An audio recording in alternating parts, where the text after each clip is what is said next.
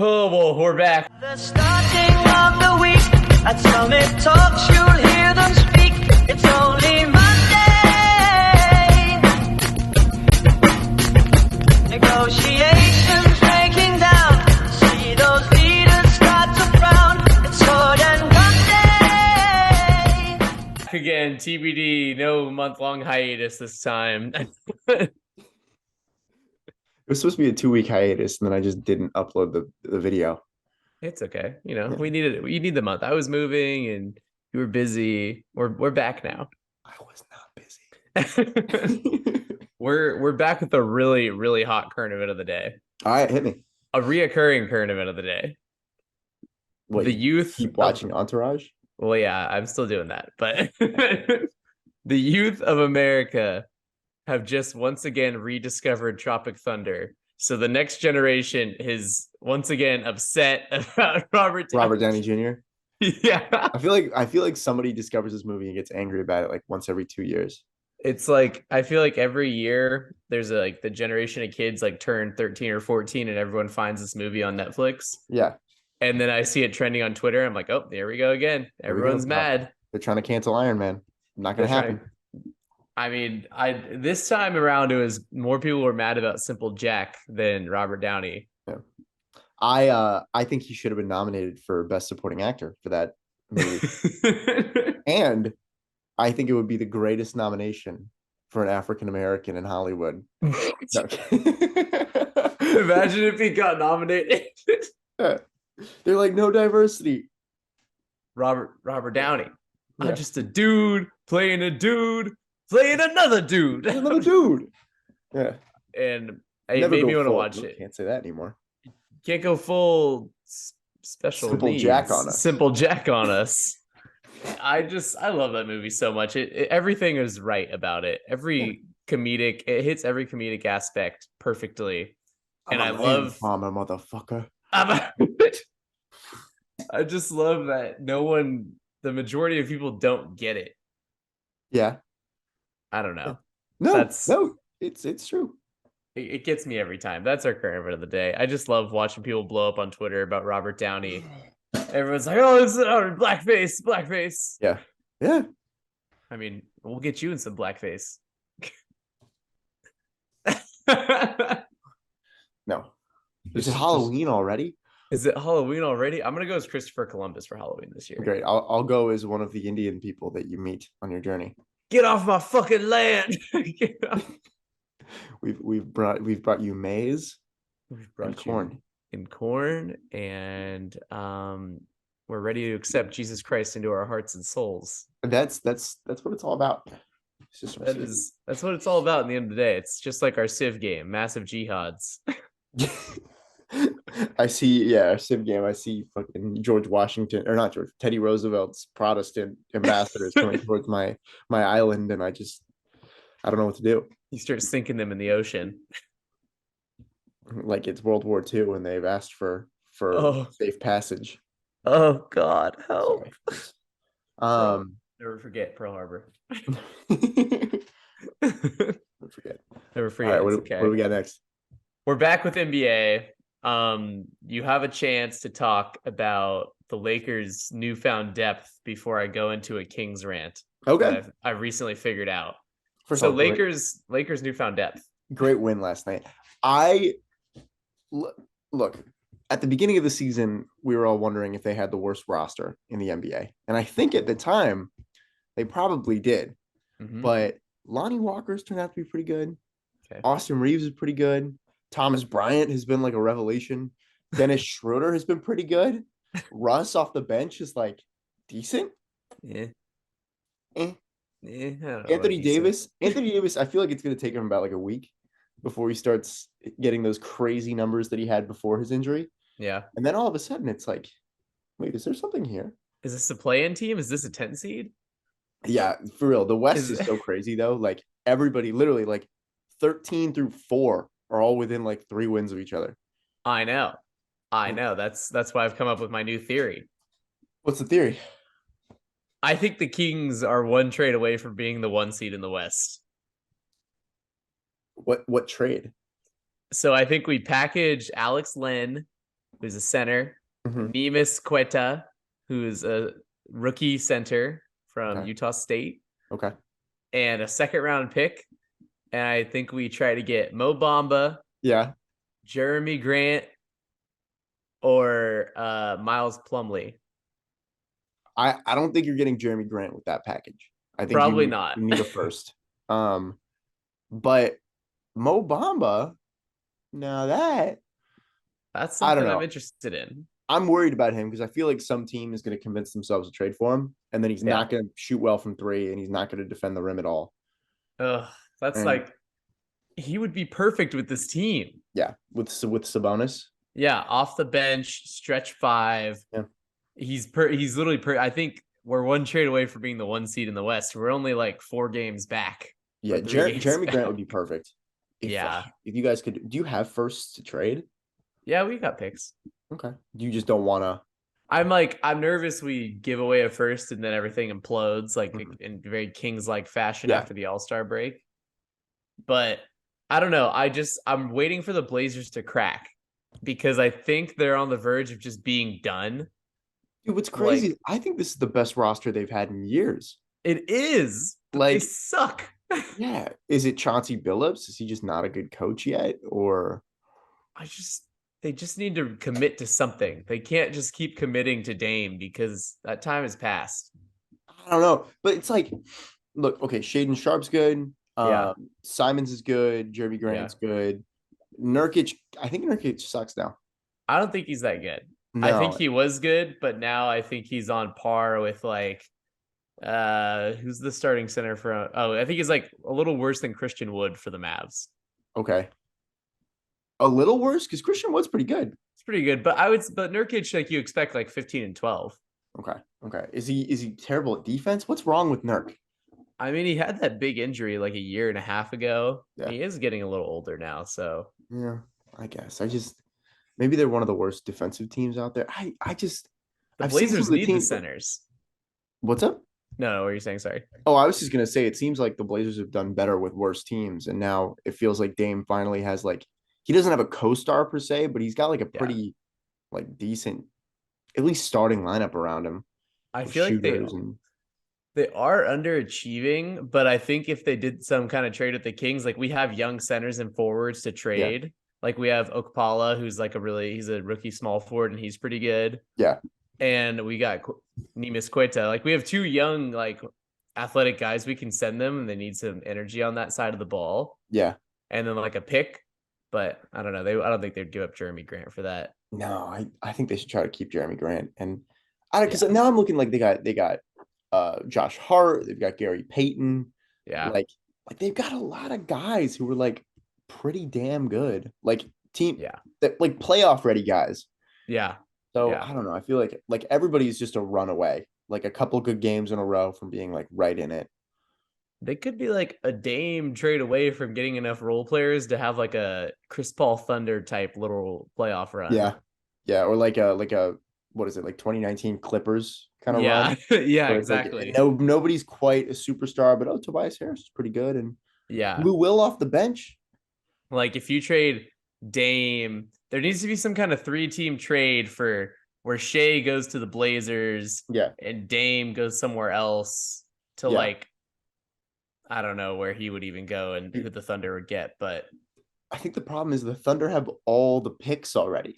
So like there aren't enough picks sort of out there in the ether to facilitate, a Shea trade and a Dame trade. Maybe they just send Shea and Shaden and a pick to the Blazers for Shea. The shadiest trade of all time. Yeah, it's like Shaden Sharp and some picks, and then you get Shea. Detroit throws in Slim Shady. Yeah, but like, I don't know. The Blazers, you either got to crack this year and give up on the Dame world. Yeah. And the Kings need to get Mo Bamba somehow and go for the 1 seed. I don't think Mo Bamba makes them a 1 seed. You don't think so? No. What if he finds life with this team? Then maybe, but Mike Brown, the defensive specialist, brings out the best in him. Defensive specialist? Have you guys been a good defense this year? Oh, yeah. big good team I defense. always thought you guys were like a run and gun, like try to outscore the other team kind of. We are the highest scoring offense. We have the number one rated offense in the league, but we actually do have a top 10 defense as well. Wow. Yeah, we're legit. This is for real now. What the fuck? Yeah. All right, who's out there then? Like other than like what do you guys what do you think you need? Thibault. Okay. We need Thibault, we need athletic wings who can guard the big yeah. positions. Do they need to shoot? No, Keegan Murray's a great shooter and Harrison Barnes is a great shooter. Like we just need like when they're out of the game, like when Keegan Murray or Harrison Barnes goes out and we're in the playoffs and we need someone to come in and D up the other team's best player. Yeah. Yeah, Like Thibault. I know Thibault's not really being used in Philly. no, like not at all. And even though he's not a great shooter right now, we don't need the shooting. You just need the D. We just need the That athletic D. wing off the some good D. Some good D on this team. Oh, We need what's an your starting athletic. lineup right now? We have Kevin Herter, De'Aaron Fox, Sabonis. Did you list Kevin Herter first? Yes. First guy on the team sheet. Kevin First Herter. guy on the team sheet, Kevin Herter, and then Harrison Barnes is our fifth. Sounds like maybe like a. Elite. What about DeAndre Ayton? I hate Ayton. Really? He's such a loser. He's such a loser. Would would that just ruin any and all spacing for Sabonis if you brought him in? I think that would kill spacing and team morale because he's like a locker Morale room. Yeah, he's a locker room loser. right now, but you bring him into a new space. You take him to some of those Sacramento clubs. You just Oh man. wine and dine him a little bit. Morale goes. He couldn't Take have him had to a the creek. the best situation. Came into the best situation in the league for him. He had Yeah. Chris Paul and Devin Booker, and they went to a goddamn finals. And He's getting like 5 looks a game. Like he's not. I feel like he's not a part of the offense like at all. he's not. And when I watch him, he doesn't make himself a part of the offense. He doesn't rebound, Yeah. and he doesn't play good defense, and he shoots terribly. So. Okay. Those Like are problems. those are all problems. We should have traded him in the offseason Yeah. because he doesn't like Monty Williams. Mhm. And finally, then Booker goes down and he has a chance to prove that he's worth the 100 mil. Yeah. Like, okay, you're the guy. It's you Mhm. and Chris Paul and Mikal Bridges. Like, you should be averaging 15 and like at least 10. Yeah. And he goes out and averages like 9 and 6 for Love it. months. And then they lose like 8 in a row. Yeah. Maybe he just So- doesn't give a fuck anymore. You should have let him go to Indiana. Honestly. I know. They should have tried to get like Miles Turner or something. Yeah. Although Miles Brogdon. Turner just signed a big or like not a huge deal, but like good annual value. Yeah, 2 years, a little extension for 60 him. mil. We could have gotten the Suns could have gotten Malcolm Brogdon. That wouldn't have been bad because they need a point guard. So Yeah. something like that.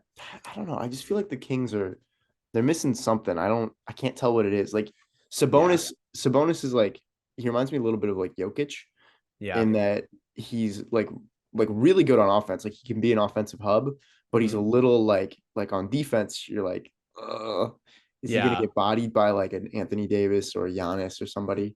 And he does. Yeah. Like we need like someone who has a weird play like JaVale, Bismack Yeah. Biyombo, like one of those kinds of guys who just comes in and does nothing but plays defense and gets boards and like when Yeah. Sabonis can't be out there. Yeah. No, And can play like off of Sabonis too. Whatever happened to Rashawn Holmes? Is he still good? We have him. I loved him last year. He fell off. He kind of fell off a little bit. He got hurt. Really? But when Sabonis was hurt, he came in and played the Lakers pretty well. He had like 15 Yeah. points, like 10 rebounds. Yeah.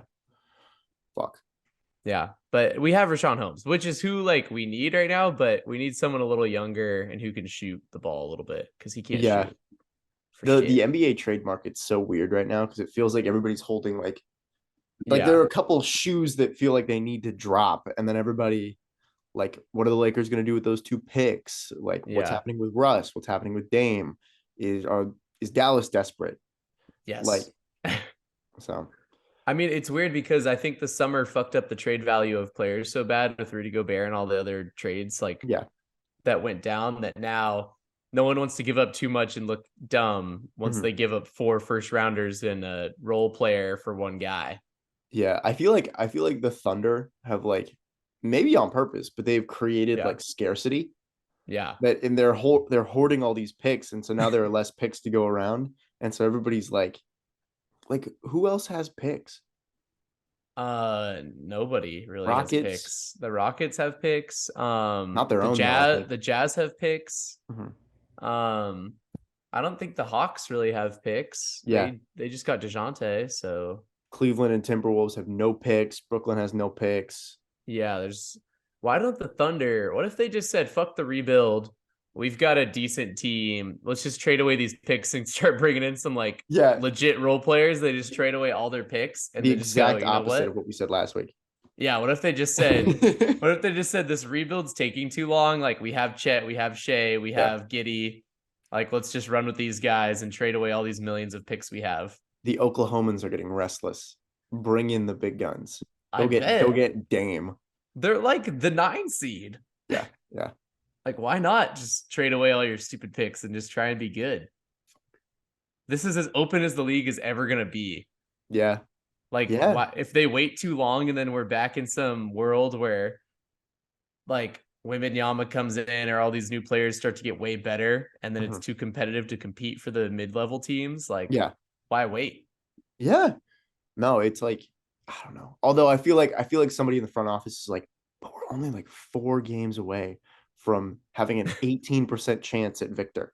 Yeah, that's so true. Like, they go on a little they trade a couple pieces here for more fucking picks. For more And all picks. of a sudden they're right back in the race for Wemby. Oh my god. He's gonna go to Charlotte and him and LaMelo are gonna be some awkward duo. What about Podol for the Kings? Oh, I like that. I like Podol. Yeah. Or Bogdanovich off the Pistons. Yeah, yeah. Bogdanovich, they're going to be looking to get rid of him like ASAP. Yeah. But I But think Podol, they want a first though. yeah, I think they want a first for that him. But I think Podol's perfect. He shoots, he plays defense and gets rebounds. That's perfect. Yeah. And the Spurs are Big looking to white move. boy. Big white boy. Big white boy. Yeah. I think the Spurs would take like a young guy and a second rounder and maybe another young guy.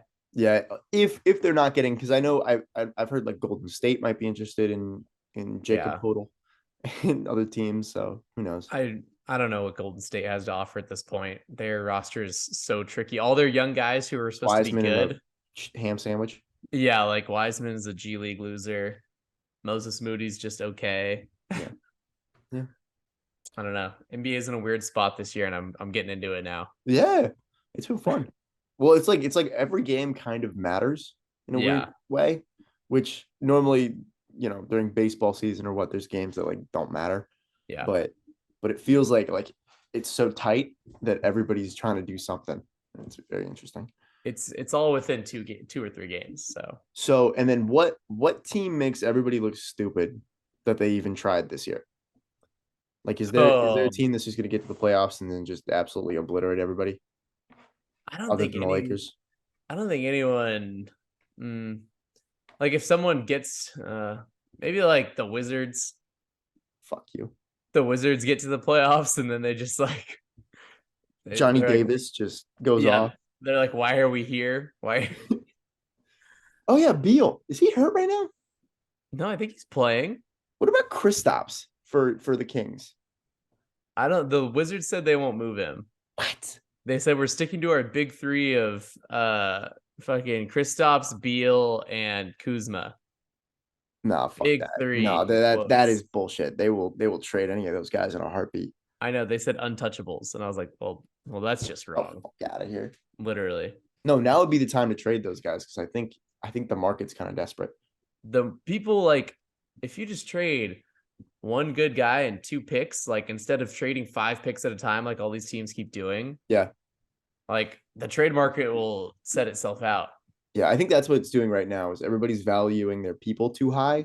Yeah. And there aren't enough teams with picks that can afford them. It's like the Hawks asking for 4 first rounders for John Collins. I heard now that they're just letting John Collins' agent like try to negotiate trades for them. They're just like, dude, we don't we've want talked to to everybody. Nobody's picking up the phone. I would take John Collins, but I wouldn't give what they want. Yeah, I think they'll take like 1 first round pick. I mean even that I think is like He's not worth a first rounder. I wouldn't give up our first rounder next year for him. He's just sitting in the corner. He's so useless, but I think Well, it's no, just no, no, because he hates but his team. yeah, exactly. And I feel like it's the same way with Aiton, where it's like Yeah. once those guys get moved, they'll be valuable again.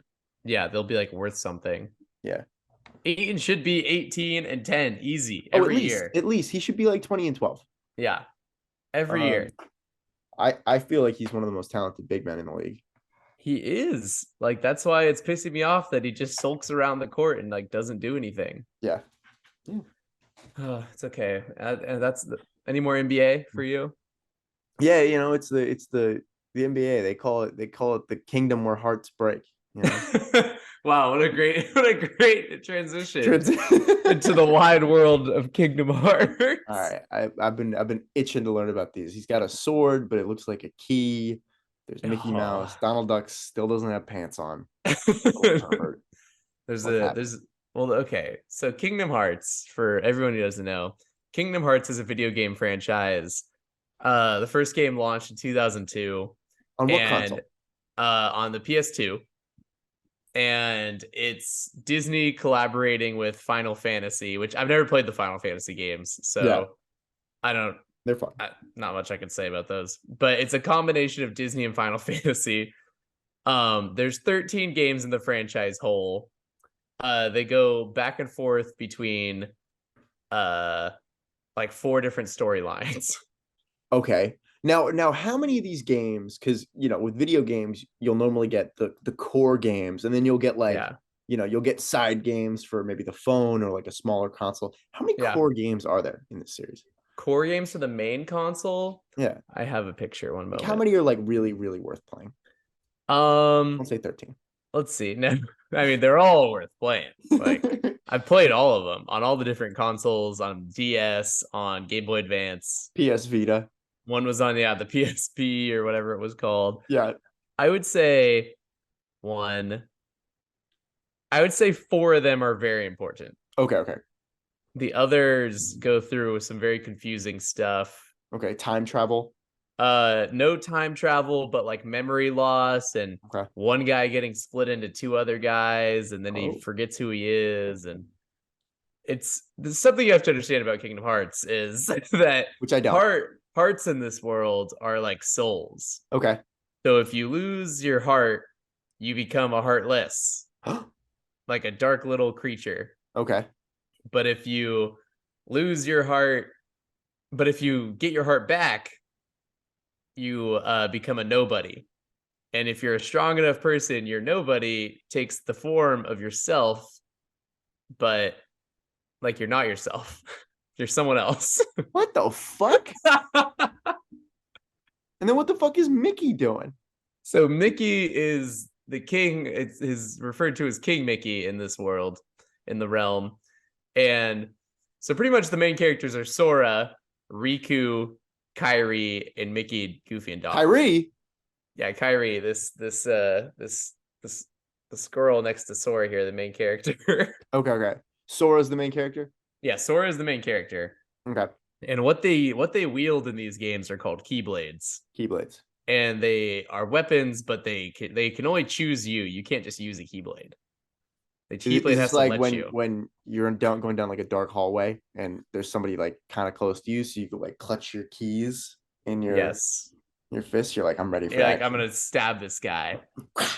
And the Keyblade also opens up portals to other worlds, and how Sora gets between talking to Aladdin and Hercules and then the 101 Dalmatians and amongst all the other Disney worlds. That's how they travel. What is the binding, like, why does he have to do this? Why does he have to do this traveling? Is he lost? Is he looking for something?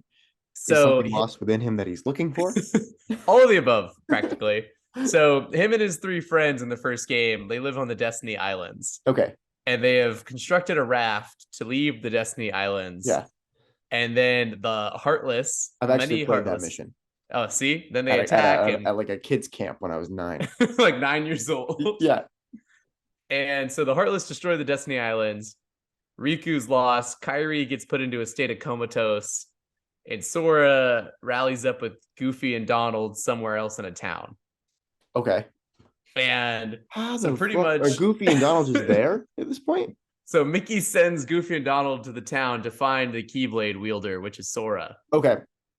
And Mickey is investigating on Maleficent, the Disney Oh, villain. gotcha. And Maleficent needs to find the 7 Disney princesses so she can unlock Kingdom Hearts. Okay. And Kingdom Hearts is like a repository of knowledge and power. A repository of knowledge and power in Kingdom Hearts that must be opened with the Keyblade that a wielder from an island who built a raft is harassed by Donald and Goofy, sent by King Mickey Yes, to fight exactly. the Heartless. Yes, the Heartless. And you need the 7 Disney princesses to open the Kingdom Hearts because they have pure hearts. Are you? This is all taking place in the first game. So what is he like taking this raft from island to island to? Well, no. So they take a spaceship, not a raft because the raft is destroyed, and they need the So they're like Keyblade. all right, fine, let's dust off the spaceship. The Donald and Goofy spaceship, Okay, cool. and they use the Keyblade and the spaceship to travel between worlds to battle Maleficent, who has turned Sora's best friend against him. Riku. Is that the gray-haired guy behind you with the gray-haired guy? He's got Sasuke vibes. He's got big Sasuke vibes. And so pretty much the first game ends with Sora battling Riku and Maleficent and Mickey and Sora closing Kingdom Hearts. Okay. Except Mickey and Riku get lost. And Kairi is still in a state of comatose and she's lost her heart. So she's heartless? Essentially a heartless, but she's in a comatose. So what? They're like, it's kind of like what they're doing with Walt Disney. They're just freezing him until they can get his heart back. They're just frozen until they could do something. Okay. Now, is this a love story? They imply that Sora is in love with Kairi. Yes. Okay. Yes. Oh, but is it reciprocated? Sort of, but she's practically in a coma for the entire series. So, all right. Yeah, I'll take that question in the back. Does she become Sleeping Beauty? No, but that would be cool. That would be very cool. I would be on board with that. Yeah, whatever. And essentially Riku and Mickey become best friends because they're lost together this whole time. Okay. And it's so that's how the first game ends. Ends with Sora needs to go find Riku and Mickey, and Donald and Goofy go with Sora. Whoa. And then there's the second game, which is Kingdom Hearts Chain of Memories. So what are you fighting in the first game? Because I know, look, everything needs, you got to build to something in a game. What is Sora trying to do in the first game? Sora is trying to find the 7 princesses. Okay, and who's trying to stop him? Maleficent and the Heartless. All right, so does he fight Maleficent and the Heartless at the end of the game? Yes. And this other guy, Ansem, who takes over Riku's body. Okay. And Ansem is actually the what's the reincarnated version of Xehanort, the overall bad guy in the series. What? And he doesn't even get mentioned until like the third game. Okay. And it essentially gets pretty tricky after the first game because in the second game for Game Boy Advance, it's called Kingdom Hearts Chain of Memories. And Sora, Donald, and Goofy all go into Castle Oblivion, very important place. Okay. And they all lose their memories the further they go into this castle. Yeah. And the person in the castle is trying to rewrite their memories. And then they're also getting the memories of other people. So it's a very complicated game to play on Game Boy. What is this rated? E for everybody. Oh. This is great. Like it's totally like a JRPG with fucking American cartoon. It's insane because this game is on Game Boy. You're trying to figure out all this is happening. You got 2 buttons. You got A and B. Like, and you're trying to rewrite. You're trying to figure out what's happening in these cutaway scenes on a Game Boy. You're trying to read like, what the fuck is Donald? You're like, what the fuck? What is he saying? He's losing his memories, and someone is rewriting his memories, but he's getting memories from someone else's past at the same time. Is it And him though? Is it his past that he just doesn't know because he was heartless? no, it's some other person's past. And it's very, and then there's like a group of nobodies that are all Me and remain my friends from high school. yeah, me and my friend, like us. There's a group of nobodies trying to stop Sora because they're all trying to get hearts back and become somebodies again. Okay. And pretty much that's like the second game, just a bunch of bullshit in the Castle Oblivion. See, but so is that a core game? I mean, it kind of is a core game because in the third game that's called Kingdom Hearts 2 is back on a main console. It's like And Rambo. it's like Rainbow. And that's where Sora finds Riku and Mickey, but loses them again. Yeah. And then gets Kairi to wake up, but then loses Kairi. And then Sora loses all of his memories again. And then that leads into the fourth game, Chain of Memories Recoded. Okay. Back on the PSP. So you got to buy like $700 worth of consoles to play this series. to play this series. And then I'll leave then. And then in the end of Chain of Memories Recoded, Sora, his heart gets split into two, creating a second Sora named Roxas, who joins the organization as a nobody. Okay. And that game is on the DS, and that's 358 days divided by 2. Yeah. And I don't know why that's the name. And in that game, Roxas and Sora's memories are being intertwined as they're both experiencing life. This is a lot to take in. I know. That's where I'll leave us off on this at this time. Okay. Okay. But when's the next one coming out? 20 This podcast has become just a giant ad for Kingdom Hearts. The next one is coming out in 2024, hopefully. Oh, and they're saying it's going to be the last game in the series. Okay. Okay. Because it's big. Yeah, it seems like there hasn't been one for a while. Yeah, the last one I played was freshman year of college. Oh wow. And that one was that crazy. One new when it came out? Yeah, it was for Xbox One. Okay. Yeah, crazy. Shit. Any questions up to this point?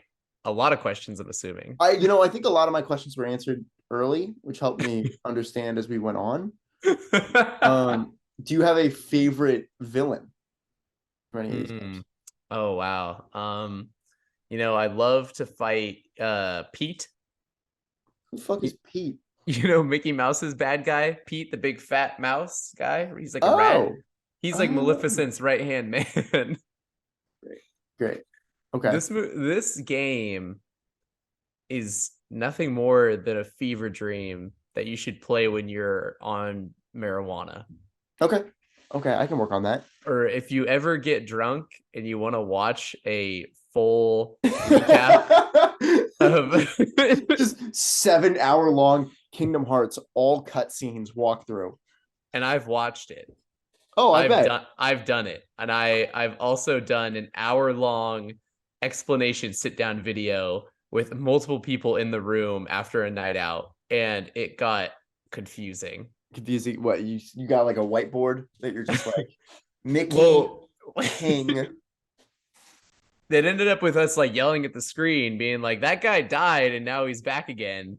Through the process of he split his heart into a light and dark part. It gets very confusing. Yeah. There's a lot of reincarnation in this game. People are just like, so this is his sword. Wait, no, that's a key. No, it's his sword. He swings it around. You can't swing around a key sword. It's too small. No, it's a lot bigger than a normal key. It's a large key. It's a very large key. And there's only a certain amount of keyblades. Not everyone gets a keyblade. But how is it sharp? That's a great question. Blunt. It does look pretty blunt. Look at that one. It looks rounded. But they have magical properties. You can shoot fire with them. Okay. They also cast spells. In this game, Donald is a wizard and Goofy is a shield warrior. Goofy would be a good bullet monkey, Yeah, he just has a shield and Donald casts spells with his wand. Is it like kind of just annoying, or do they actually like support you? They like support you. It's kind of nice. Okay. It would, and a lot of the game has to do with the power of friendship. As should most games. And I just don't know how Disney signed off on any of this. You think it was like, just some guy from what, like Sony came up and was like Final Fantasy with Donald Duck, and they were like, They're like, oh, sure, why not? they're like maybe like one game, and now it's been 13 games Yeah. later with multiple spin-offs.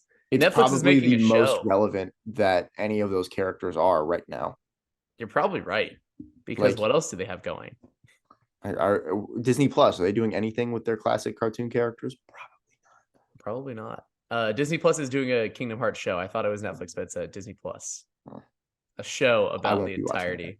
Oh yes, This you will. you just talking this much about Disney is just already It's already just ruining your day. yeah. Oh, I can't take it. Who thinks of who writes the scripts for these games? These are video games, not movies. There's not a lot of time to explain stuff. Yeah, I don't know. I was thinking about video games the other day, and that because you have to write the story, and then you also have to write like set pieces and gameplay, and like make every level interesting.